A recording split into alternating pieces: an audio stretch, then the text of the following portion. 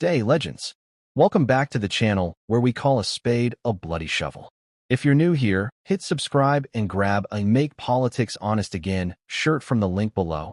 Perfect for yelling at the telly when our leaders fumble the ball. Right now, Australia's in the middle of a geopolitical train wreck, and it's not just a bad headline.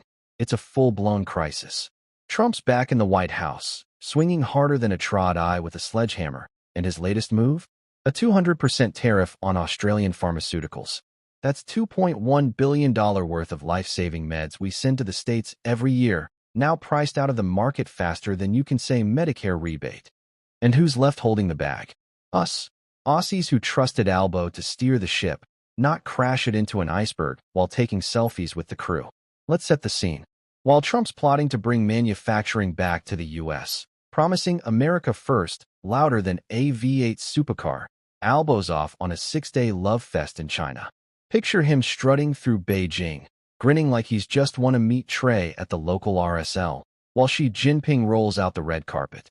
But this isn't a rom-com, folks, it's a horror show. Albo's trip wasn't about trade deals or standing tall for Australia. It was a masterclass in bad optics. Handshakes with the Chinese Communist Party, photo ops that scream, "Mate, I'm all in," and not a single word about the U.S., our biggest ally. Meanwhile, Trump's watching, probably tweeting, "Australia's gone soft. Time to hit him where it hurts."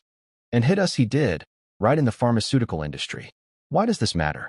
Because that $2.1 billion in exports isn't just numbers on a spreadsheet. It's jobs, thousands of Aussies working in labs, factories, and supply chains. It's innovation, new drugs that save lives.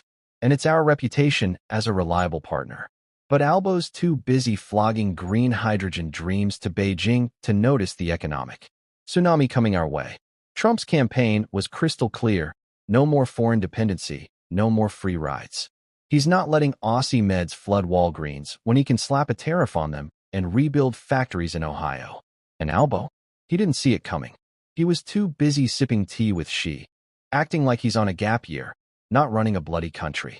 This isn't just about pills and potions. It's about trust.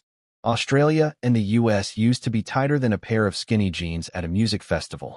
But Albo's Beijing adventure sent a message louder than a foghorn. We're playing both sides. And Trump? He's not the forgiving type.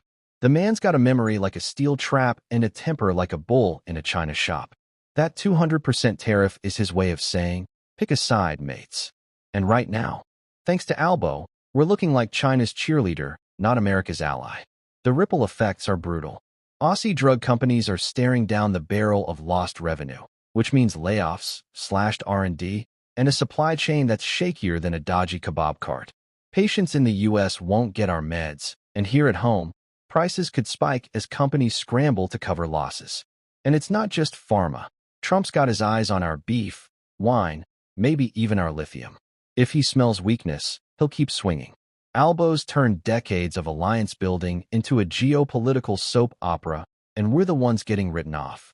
Even Penny Wong, usually Albo's biggest fan, hinted we need to diversify, trade away from China.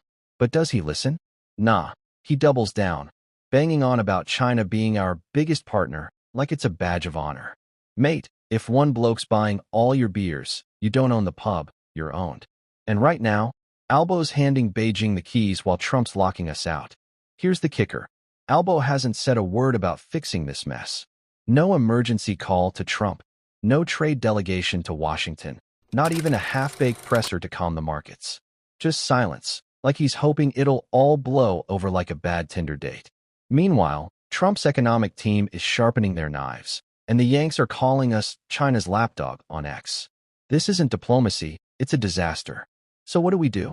First, grab that Make Politics Honest Again shirt from the link below and wear it loud, whether you're at the chemist, a protest, or just yelling at the news. Second, demand answers. Why's Albo playing tourist in Beijing while our economy takes a beating? Why's he not on a plane to D.C., fighting for our industries? And third, share this video. Let's get loud about this, because if we don't call out this betrayal now, we'll be paying for it later, literally. Trump's just warming up, and Albo's out here acting like it's all fine. It's not. This is our jobs, our future, our dignity on the line. We didn't sign up for a PM who'd rather pose for selfies than stand up for Australia. So like, subscribe, and let's remind our leaders. Real leadership doesn't bow to power, it fights for us. Cheers for watching, and let's keep the fire burning until someone in Canberra bloody listens.